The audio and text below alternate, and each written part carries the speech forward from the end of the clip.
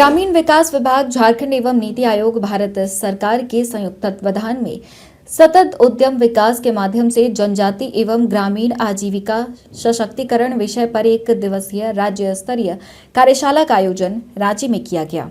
इसमें योजना एवं विकास विभाग झारखंड सरकार के सचिव मुकेश कुमार और नीति आयोग भारत सरकार के सदस्य प्रोफेसर रमेश चंद्र मौजूद रहे। इसमें उद्यमी के माध्यम से जनजाति एवं ग्रामीण आजीविका को मजबूत करने पर चर्चा की गई। इस अवसर पर उद्यमियों द्वारा विभिन्न प्रकार के स्टॉल में झारखंडी व्यंजन, झारखंडी उत्पाद एवं घरेलू सामान और परिधान के स्टोर लगाए गए। मैंने ये बताने की कोशिश की कि हम शहर को गांव बनाए, गांव को शहर बनाए, इससे ज्यादा जरूरी है कि दोनों का अपना एक पैरेलल इकोसिस्टम है, उसको मेंटेन करें और जो जरूरी सुविधाएं हैं अगर हम उसको गांव तक ही पहुंचा दें, जिसमें कि ईज ऑफ लिविंग, जिसमें कि स्वास्थ्य संबंधी सुविधा, शिक्षा संबंधी सुविधाएं जो हैं वो मिल जाए, उनको इकोनॉमिक अपॉर्चुनिटीज मिल जाए। लोग शहर क्यों जाना चाहते हैं? रोजगार की तलाश में, अवसर की तलाश में, वो मिल जाए। और तीसरी एक बहुत बड़ी महत्वपूर्ण चीज है, मैं मानता हूँ कि एक एक्सपोजर है जिसके लिए भी कई दफे लोग जाते हैं। कई दफे लोगों को लगता है कि गांव में कुछ चीजें नहीं है ओवरऑल एक्सपोजर के टर्म्स, बिकॉज कहते हैं कि सीइंग इज बिलीविंग, जो आप देखते हो वही सीखते हो। तो गांव को आत्मनिर्भर बनाने की जरूरत है, बट वो अगले दिन बंद तो नहीं जाएगा, वहां फैक्ट्रियां अगले दिन तो नहीं लग जाएंगे। तो हम कैसे उसको प्रॉक्सिमिटी के साथ, यानी कई दफे अगर हम बेहतर ट्रांसपोर्ट सिस्टम ले आते हैं तो हो सकता है कि 50, 60, 70 किलोमीटर की दूरी तक के गाँव के लोगों को शहरों में आने की दरकार नहीं पड़ेगी। कम खर्चे में वो गाँव में रहेंगे और बेहतर अगर रोड कनेक्टिविटी हो जाए, कोई मेगा रेल जैसी प्रोजेक्ट आ जाए, मेट्रो जैसी कोई प्रोजेक्ट आ जाए, तो उससे ओवरऑल डेवलपमेंट भी होता है और वो इकोसिस्टम कॉम्प्रोमाइज नहीं होता है। ये मैंने बतलाने की कोशिश की। दूसरी जो बात हमने कहा कि हमें कस्टमाइज सॉल्यूशन की जरूरत है।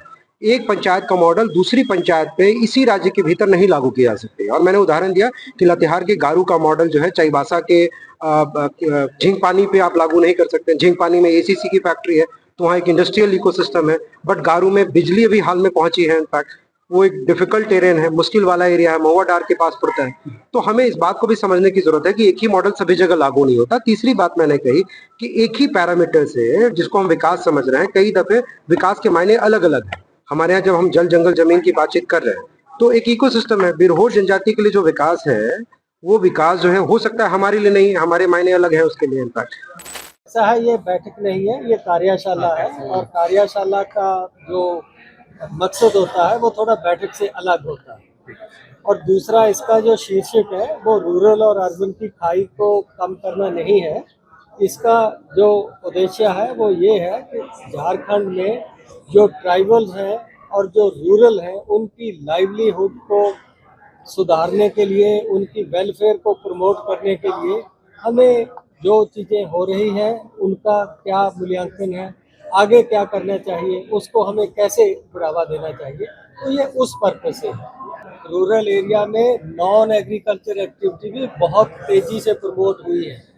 आज की डेट में यदि आप देखो तो मेरे पास इंडिया की एवरेज है कि इंडिया की जो एवरेज आ रही है, 2/3 रूरल एरिया की इनकम नॉन एग्रीकल्चर एक्टिविटी से आ रही है, केवल 1/3 जो है वो एग्रीकल्चर से आती है।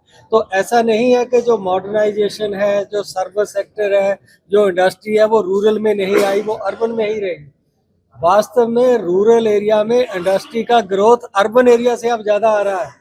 अर्बन एरिया में तो जगह ही नहीं है इंडस्ट्री लगाने की, तो इंडस्ट्री जो है दूर जा रही है अर्बन एरिया से। लैंड की अवेलेबिलिटी है और सारे इश्यूज हैं। तो रोड इंफ्रास्ट्रक्चर बनने से जो पहले इंडस्ट्री और इन्वेस्टमेंट का ध्यान हमने तो अर्बन में ही रहना है, वो नहीं है। अब क्या है कि आप रांची से 100 किलोमीटर भी कोई अपना धंधा शुरू करना चाहते हैं, आप 1.5 घंटे में वहाँ से अप डाउन कर सकते हैं। तो रूरल का जो एक पुराना इमेज होता था वो अब नहीं है, और उसको मेनली परिवर्तन किया जो हमारी इंफ्रास्ट्रक्चर आई, जो हमारी इलेक्ट्रिफिकेशन हुई और जो अर्बन अमेनिटीज रूरल एरिया में मिलनी शुरू हुई। आज का रूरल और पुराना रूरल बहुत अलग है। कोई जमाना था जब रूरल एरिया के बच्चे, रूरल एरिया के लोग अर्बन एरिया में सेटल होते थे बच्चों की एजुकेशन के लिए।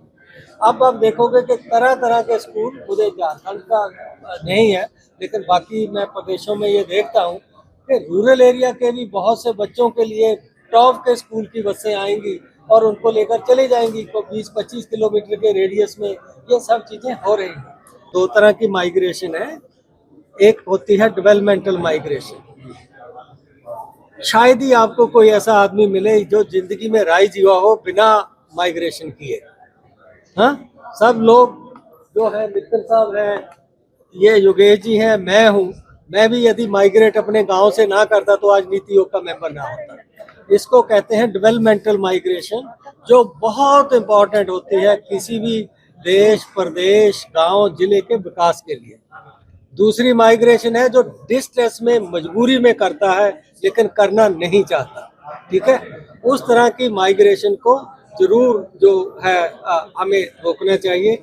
उसके बहुत से अब आप स्कीमें और डेवलपमेंट इनिशिएटिव देखोगे।